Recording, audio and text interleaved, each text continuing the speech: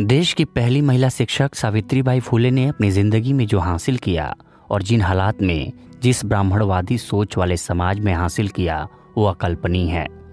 आज देश ही नहीं दुनिया भी उनके योगदान की मुरीद है। लेकिन विडंबना देखिए, आज शिक्षक बनने की उनकी काबिलियत पर कुछ लोग सवाल उठा रहे हैं। वैसे सावित्रीबाई फुले का कद इतना बड़ा है कि ऐसे हमलों से उनकी छवि पर रत्ती भर भी आंच नहीं आने वाली। ये बात भी सच है कि उनके जीते जी उन पर कीचड़ उछाला गया, लेकिन वो अपने कर्म योग में लगी रहीं। जब वो दलित महिलाओं को पढ़ाने जाती थीं तो कथित सवर्ण उन पर गोबर फेंक देते, बावजूद वो इन्हें नज़रअंदाज कर अपने काम में लगी रहीं।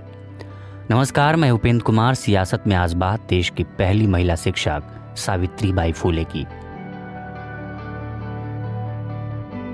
3-4 साल की एक लड़की दुकान से कुछ खाने का सामान हाथ में लिए अपने घर लौट रही होती है। तब रास्ते में उसे मिशनरी की प्रार्थना सभा की आवाज़ सुनाई पड़ती है। वो वहीं रुककर उसे देखने लगती है और हाथ में रखा खाना खाने लगती है।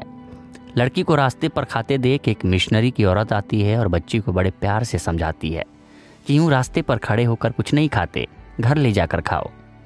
बच्ची मान जाती है। बच्ची देखती है कि उसे समझाने वाली महिला एक किताब किसी को भेंट कर रही होती है। बच्ची कहती है कि मुझे भी ये किताब चाहिए। महिला समझाती है कि आप इसे नहीं पढ़ सकती, लेकिन बच्ची जिद करने लगती है। तब महिला उसे ये कहते हुए किताब दे देती है कि अच्छा, लोग पढ़ नहीं सकती तो कम से कम इसमें जो चित्र है उसे तो देख ही सकती हो।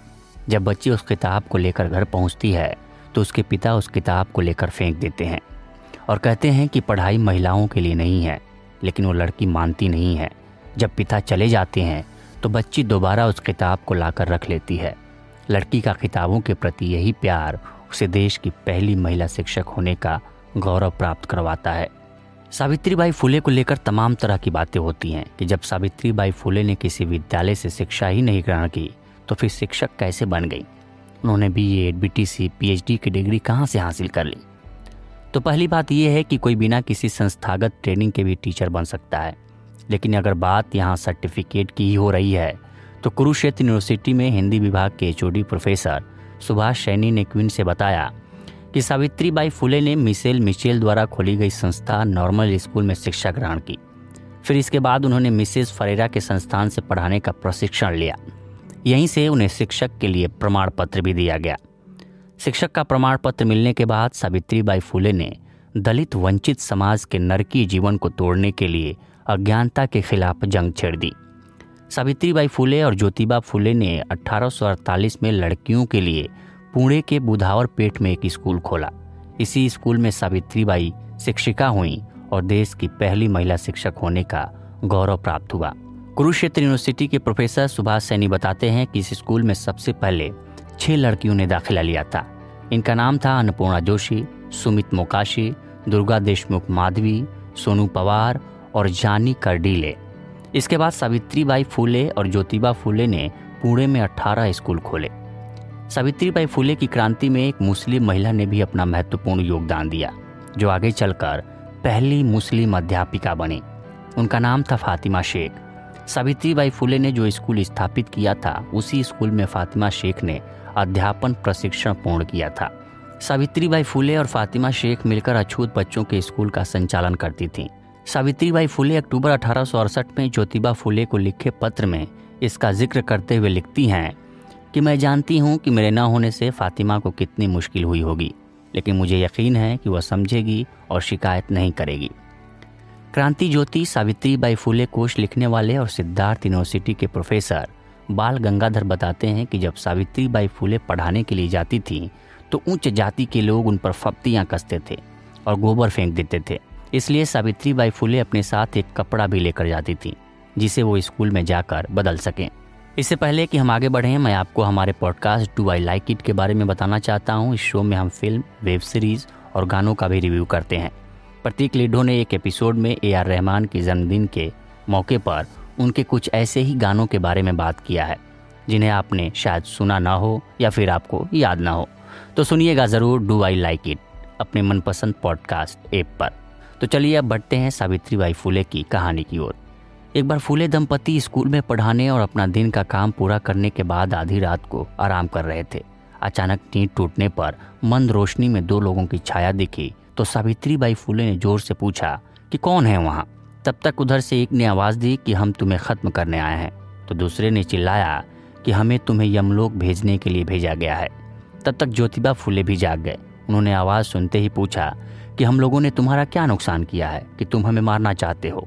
उन दोनों ने उत्तर दिया कि तुमने हमारा कोई नुकसान नहीं किया है, लेकिन तुम्हें मारने के लिए हमें भेजा गया है। इसके लिए हमें 1,000 रुपये मिलेंगे।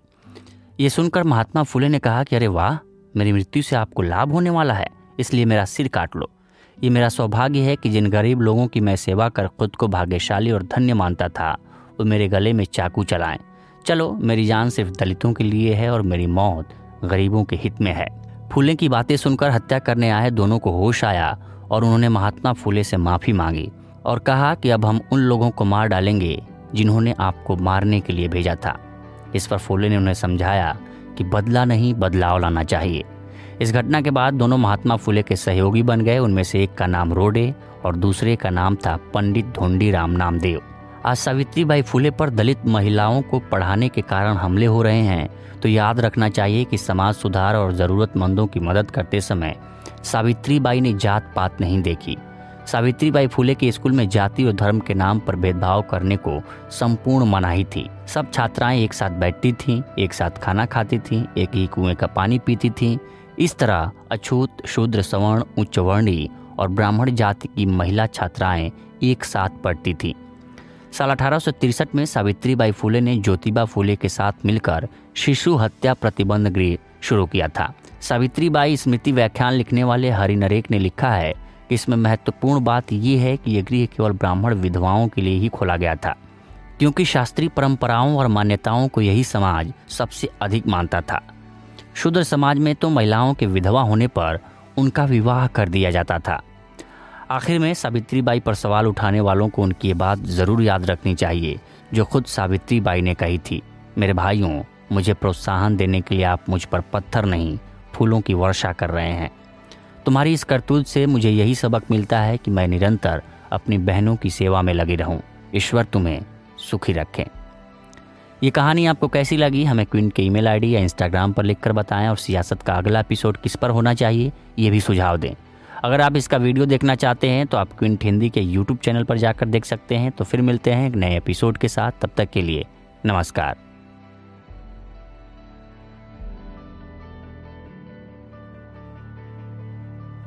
सियासत क्विंट हिंदी का ओरिजिनल पॉडकास्ट है। इसे एग्जीक्यूटिव प्रोड्यूस किया है रितु कपूर और संतोष कुमार ने। इस एपिसोड को एडिट किया है अंजलि पलोड ने और बैकग्राउंड म्यूजिक BMG प्रोडक्शन से लिया गया है।